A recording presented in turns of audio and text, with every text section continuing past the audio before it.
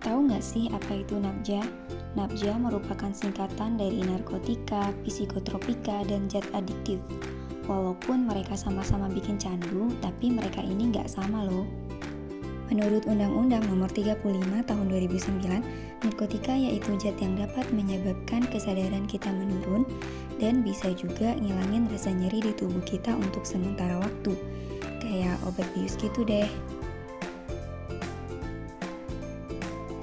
Narkotika ini bisa berasal dari tanaman biasa yang disebut dengan narkotika alami, bisa juga berasal dari zat yang bukan tanaman, yaitu narkotika sintesis, zat yang sengaja dibuat oleh manusia menggunakan zat kimia.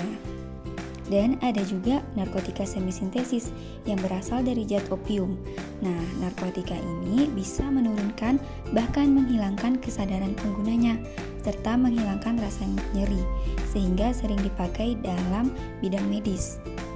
Berdasarkan tingkat daya adiktifnya, narkotika digolongkan menjadi 3, yaitu narkotika golongan 1, memiliki daya adiktif yang sangat kuat, golongan yang sangat berbahaya, yang hanya digunakan untuk penelitian saja, contohnya ganja dan opium.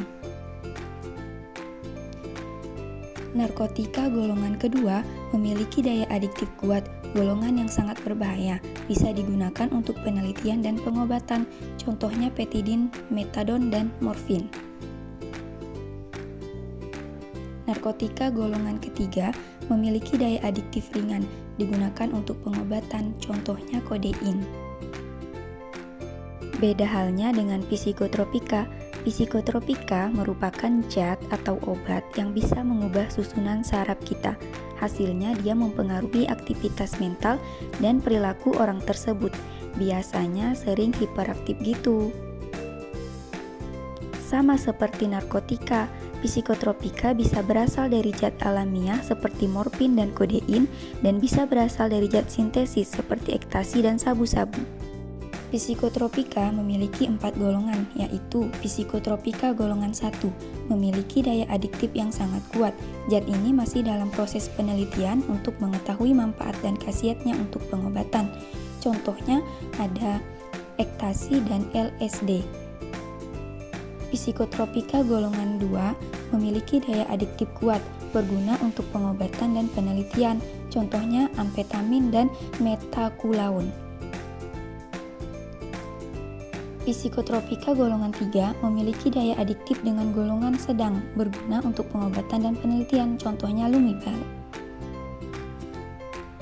Psikotropika golongan 4 memiliki daya adiktif yang ringan sehingga berguna untuk pengobatan dan penelitian.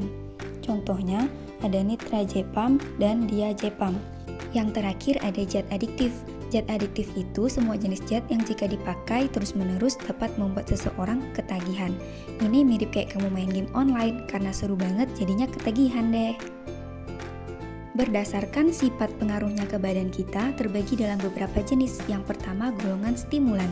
Seperti namanya, stimulan dapat menstimulasi atau merangsang kerja organ tubuh untuk bekerja lebih cepat, sehingga membuat penggunanya cenderung lebih senang atau merasa gembira untuk sementara waktu. Contoh-contoh golongan stimulan ini ada amfetamin, ekstasi, kokain, kafein, dan alkohol.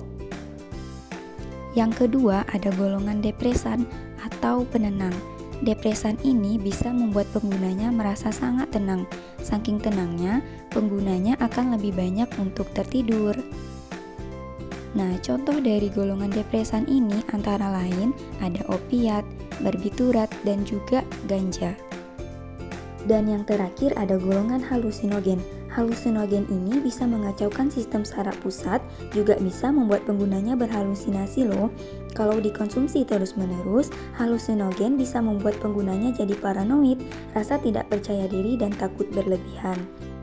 Halusinogen ini beberapa di antaranya sering kita jumpai di kehidupan sehari-hari, seperti lem, bensin, dan bunga kecubung. Selanjutnya, apa sih dampak nabja bagi kehidupan kita? Yang pertama tentunya berdampak bagi kesehatan penggunanya. Beberapa penyakit yang dialami pengguna nabja yaitu gangguan pada jantung, paru-paru, sistem saraf, dan penggunaan jangka lama bisa menyebabkan kematian. Kemudian, dampak pada psikis penggunanya bisa merasa gelisah, emosinya terganggu, cenderung lebih agresif, berhayal, hingga ingin bunuh diri. Yang terakhir, dampak bagi lingkungan sosial, seperti dikucilkan oleh masyarakat dan juga masa depan yang suram.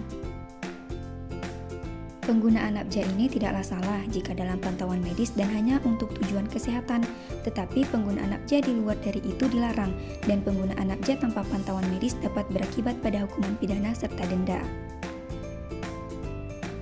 Oh iya, ini ada tips biar kamu terjauh dari narkoba. Yang pertama, jangan menerima barang dari orang asing. Modus narkoba itu biasanya berawal dari barang gratis yang diberikan oleh orang asing. Jika kamu sudah mencoba dan kecanduan, maka orang tersebut akan meminta bayaran pada kamu untuk barang yang awalnya gratis itu. Yang kedua, selektif dalam memilih pergaulan. Dan yang ketiga, perkuat amal ibadahmu agar kamu senantiasa dilindungi oleh Tuhan. Akhir kata, jauhi narkoba sebelum terlambat. Dampak narkoba itu berat, kamu gak akan kuat, jadi jangan coba-coba ya.